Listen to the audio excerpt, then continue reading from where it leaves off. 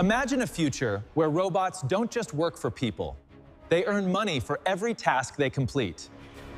Fabric Foundation has introduced RoboPay, a payment system designed for robots. According to the announcement, the platform allows humans and AI. If RoboPay is deployed as described, robots could receive digital payments for real-world services instead of operating only as controlled machines. Fabric identifies OpenMind as a technology partner, helping robots communicate with AI systems and complete automated transactions. Instead of purchasing robots, companies could pay only for completed work, creating an on-demand robotic service economy. Supporters believe Pi could be suitable for this type of ecosystem because it was designed for fast, low-cost digital payments.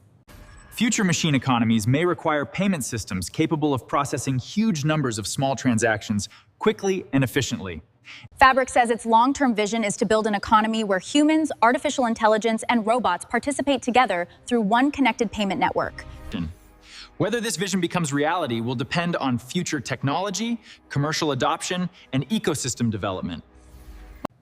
Would you trust a robot that can receive digital payments automatically?